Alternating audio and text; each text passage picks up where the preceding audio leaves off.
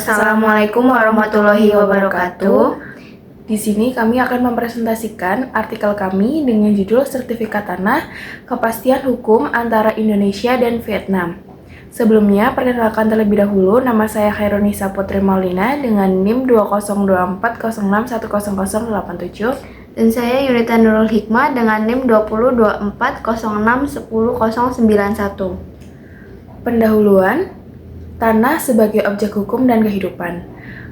Tanah memiliki peran yang sangat fundamental dalam struktur kehidupan masyarakat di Indonesia, baik sebagai sumber penghidupan maupun objek hukum utama.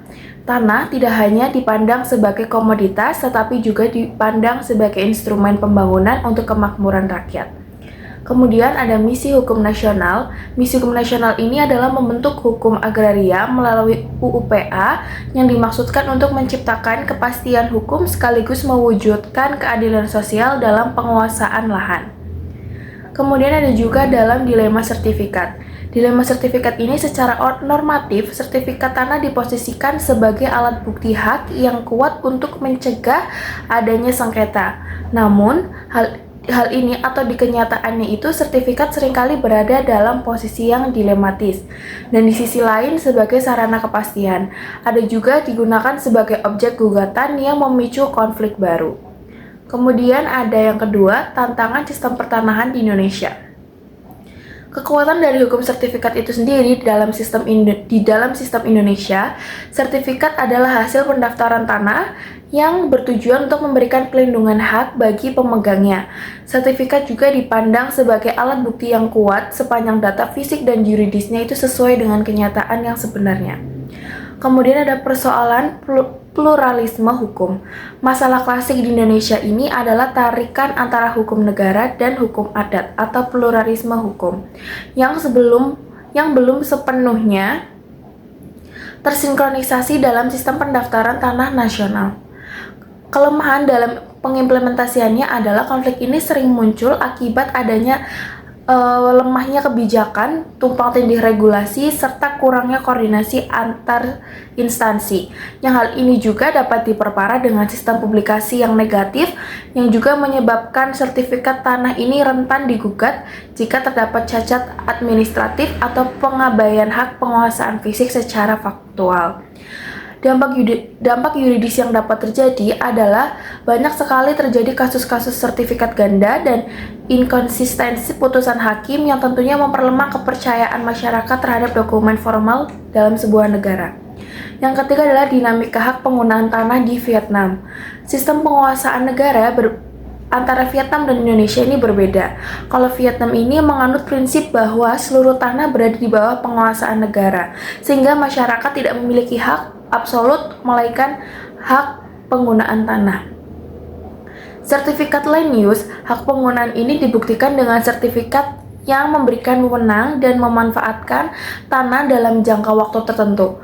Reformasi ini disebut dengan kebijakan Doi Moi, memang mendorong ekonomi namun tidak menghilangkan konflik-konflik yang terjadi di negara Vietnam. Sengketa vertikal di Vietnam ini konflik cenderung bersifat vertikal antara rakyat dan negara, terutama terkait dengan pengadaan tanah untuk proyek pembangunan dan ketidakpuasan terhadap mekanisme ganti rugi. Pemegang sertifikat itu berada pada posisi yang relatif lebih lemah karena hak mereka dapat dibatasi atau dicabut atas dasar kepentingan umum. Lalu selanjutnya ada komparasi dan akar masalah. Karakteristik sengketa di Indonesia, sengketa lebih banyak dipicu oleh konflik hukum negara versus adat serta kelemahan administrasi. Kalau di Vietnam, sengketa muncul akibat relasi kekuasaan dalam pengelolaan tanah oleh negara. Hal ini menyebabkan adanya pola yang sama. Jadi, meskipun sistem hukumnya berbeda, kedua negara menunjukkan pola serupa. Sertifikasi tanah belum mampu menjadi solusi tunggal yang menghilangkan potensi gugatan hukum. Adapun dilema administrasinya, kepastian hukum di kedua negara masih sangat bergantung pada konsistensi kebijakan negara dan transparansi tata kelola pertahanan. Lalu yang kelima adalah kesimpulan dan rekomendasi. Kesimpulannya adalah sertifikat tanah di Indonesia dan Vietnam belum bersifat absolut. Kepastian hukum hanya bisa terwujud jika didukung oleh sistem hukum yang konsisten dan mekanisme penyelesaian sengketa yang adil. Saran untuk Indonesia itu diperlukan integrasi data pertanahan yang serius untuk menghapus sertifikat ganda serta pengakuan konkret terhadap hukum adat dalam sistem pendaftaran tanah nasional agar tidak ada jarak antara bukti formal dan fakta lapangan. Lalu untuk saran untuk Vietnam, perlu adanya peninjauan kembali mekanisme kompensasi agar lebih transparan dan berkeadilan bagi masyarakat pemegang hak guna tanah. Sekian yang dapat kami sampaikan. Mohon maaf bila ada kesalahan. Terima kasih. Wassalamualaikum warahmatullahi wabarakatuh.